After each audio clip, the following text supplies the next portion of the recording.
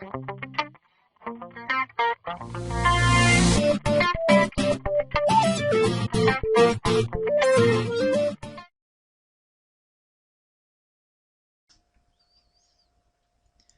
to your first video lecture, guys. Today we're going to start putting tools in your toolbox. When you signed up for chemistry, you got a toolbox. It was empty. Now it's my job to help you guys fill that with tools to help you make chemistry. And the first one we're going to put in there is the ability to round. Now I know a lot of you saying, Mr. J, I know how to round. I've been doing this since elementary school. And it's true, you probably did first learn to round, probably about 4th, 5th, maybe 6th grade. But the problem is, even after all the time, some of you are still doing it wrong. And every number that we have in chemistry, pretty much every answer we round. So we want to make sure that you know how to correctly do it. That way when it comes to the end of the semester, you're not still missing easy points because you failed the round correctly. So let's go ahead and start working on rounding and look at the procedure for doing that. Okay, the first thing you need to know to be able to do is to identify what number you're rounding to. What decimal place are you rounding to? Once you figure what that number is, look one number to the right of that. And it's that number to the right that's going to tell you what you're going to do that number you're rounding. Are you going to increase it by 1 or are you going to leave it the same? For example, rounding 2 decimal places. We have this number, 0.5945963. Well, our second decimal place is the 9. We look one place to the right of it, which is the 4, and that's going to tell us what we do to that 9, if we increase it or decrease it. So let's just refresh you on the rules of rounding.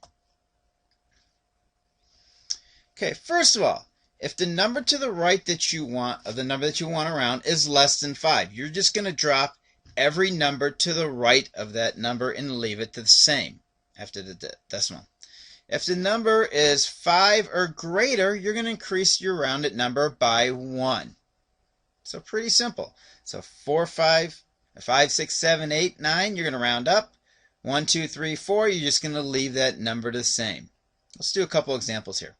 Okay, round these to 2 decimal places. Why do we keep going 2 decimal places? Like we said, all your answers in chemistry always go to 2 decimal places. Get that in your head right now.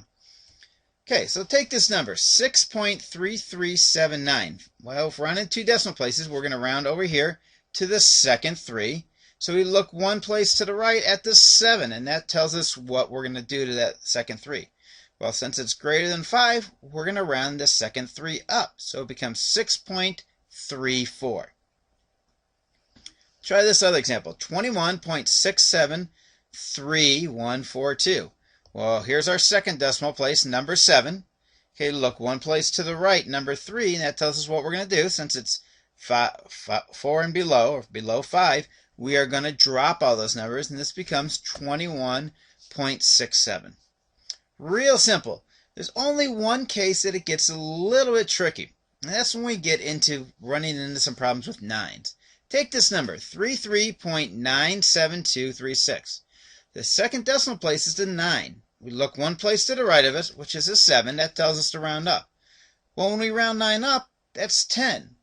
What do? Well, we put the 0 part in the 9's place and carry the 1 over to the 7. So this becomes 33.70. Pretty simple. One more example, a little more complicated.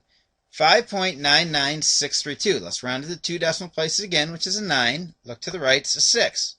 So the 6 rounds the 9 up to 10.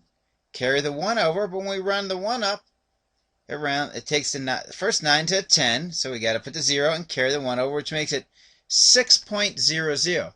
It's very important that we put both zeros to let us know how accurate or how precise we are. So make sure you don't just drop those zeros. Put them in. Okay, we'll get a lot of practices in class, but if you're not understand this, please come see me. It's a really important skill. Okay, a little saying I heard recently to help you remember the rules is this. 5 and above, give it a shove, meaning shove the number up 1. And if it's 4 and below, keep it down low, meaning don't change it. Dumb saying, I know, but it's been stuck in my head since I heard it, and so I think it's a pretty good one. If you don't like this one, come up with your own. But remember the rules. 5 and above, you're going to increase the number you're rounding by 1. 4 and below, you keep it where it's at and drop everything beneath it.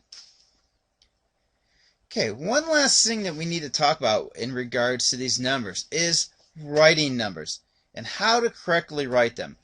The complete expression of a measurement, and this is what we're doing in chemistry, we're measuring stuff, must include three things. First of all, it needs its numerical value.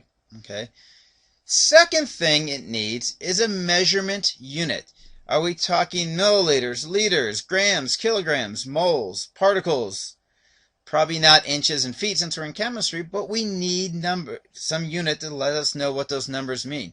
Without those units, we have naked numbers, and nobody wants to see naked numbers running around the place, especially me.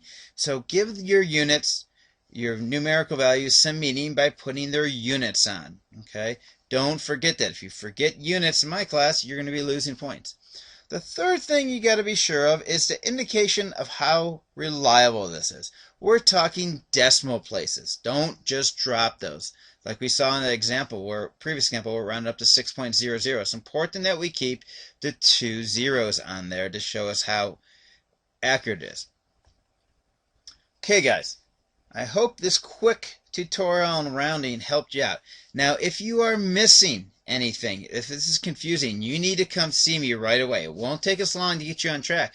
But if you can't round properly, it's going to cause problems, especially once we get into looking at atomic weights and formulates and everything like that. If you round wrong there, you're going to be really kind of lost. So please, please do not do that. And until I see you in class next time, guys, take care.